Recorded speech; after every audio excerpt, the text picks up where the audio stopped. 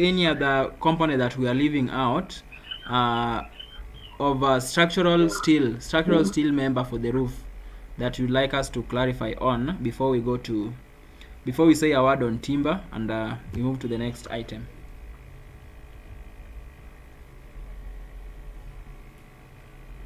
For roof covering. Okay, they can be bolted. So of course not of course the concept of let me say nailing won't work. So they can be bolted. In most cases they are bolted. So even IT5 you can prescribe that maybe the engineers prescribe that whatever you're going to use are the bolts instead of roofing nails. So that one is always the roof covering. The roof covering is always estimated to be deemed to include the bolting part. Yeah, so I'm not sure that you will be able to quantify or break down into precision the number of kgs of the bolts that you will need for a given roof. So as you estimate and give a rate for the roof covering, the bolting is deemed to be part of that given rate. So in most cases you'd rely on an expert, or let me say now the specialist. The specialist who is now going to do that given roof, for example, to help you estimate the exact number of bags or number of kgs of bolts. But until you now gain sufficient experience that you are able to say, for this number of pieces of roofing sheets or this given square meter of roofing sheets, then I will need a given quantity of bolts to be used for that given roof structure. So it comes with time, which you will build as you go on.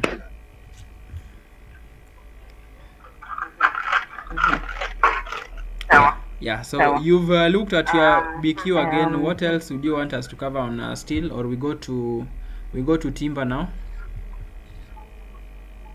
We go to timber. Okay. So timber, we've also handled. Of course, the only difference is the material, but then now the rest of the elements remain the same.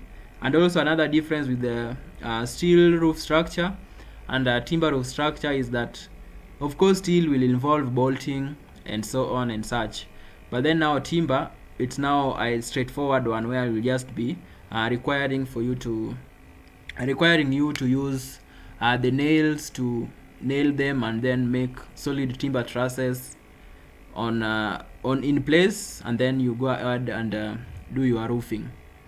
But then the rest of the items that we've mentioned, the first principle which I've always emphasized is that you're going to be measuring most of the elements. For example, wall plate remains the same. Now that the material has changed, it remains the same, but then you also measure it in meters, rafters in meters, purlins in meters, and the struts, the ties and the struts also will be measured in meters.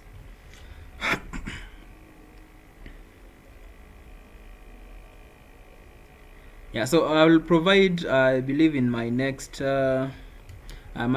presentation, I'll provide with you it later on, of these are the actual, other components of these roof trusses.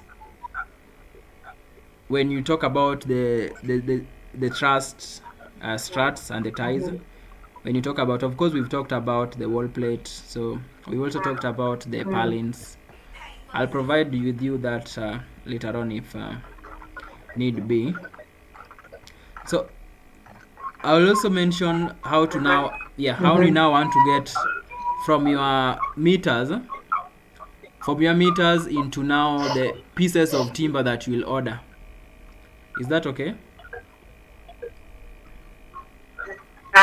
Yes. So normally you will go and order timber in feet.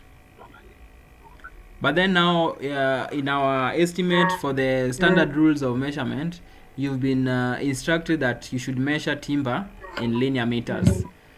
So that shouldn't worry you because the conversion is a simple concept. Yeah, so you have your meters, and then you can have your converters. There are so many. You can do it on Google. Just type the number of meters you have, convert into feet, or you can just use your tape measure and convert that. So normally for a feet of around 3.33, you should be able to get 1 meter. So when you have your total meters, divide by the number of feet that equivalence makes. So you will have your total meters times the number of feet, so that you convert that into, you convert that given length into feet. So 1 meter is equivalent to around 3.33 feet. So you multiply that, then you get the total running feet of the given timber, depending on the size, of course. You have that, okay?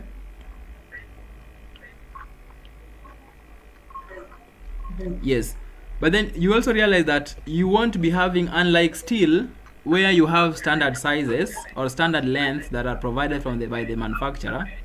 In this case, you'll be providing the total feet as it is. The reason is timber or hoods, they will be growing in different lengths, so you won't be able to tell that you will be in need of just timber of one given length.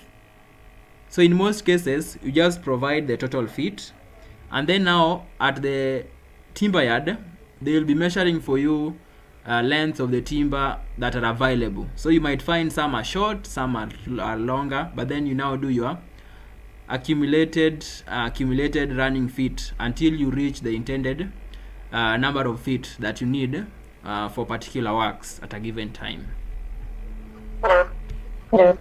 Yeah, so the concept for the timber and conversion into quantity for the. I was telling you that you need to get to get the total running feet of timber that you want.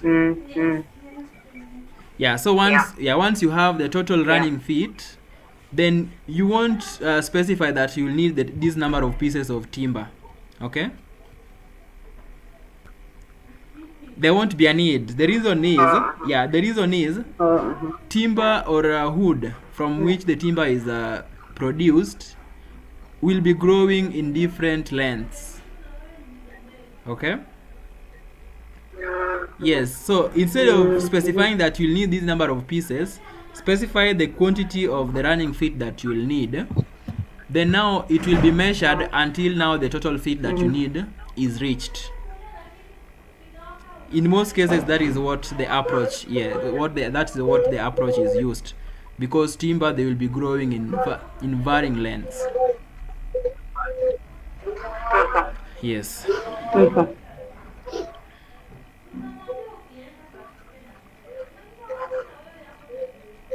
Okay. Understood. Okay, fine. Understood. So anything to do with the timber structure in relation to the length, I mean in relation to the measurement and then material schedule, maybe just look into your PQ and see what we are missing, or where you need further clarification on. On material schedule, the bills of quantity rules tells you that you should be measuring net. Yes, so whenever the BQ has been made, there is an assumption that depending based on the rule, there was no allowance given for the waste. So it's you who is making the schedule of materials to give a percentage, maybe 3%. Yeah, depending on how the project will be managed, you can give a smaller percentage for waste, but then you will allow for waste in material schedule. It's not in the bills of quantities in most cases. Yeah. So ni kelele zetu tu. Pardon? Nasema ni kelele zetu tu na makontractor. Yes, yes. So you want to order, give your allowance for waste in the ordering of materials. Yeah, actually now you are the QS for the contractor, you are expected that you are the one who is giving the contractor or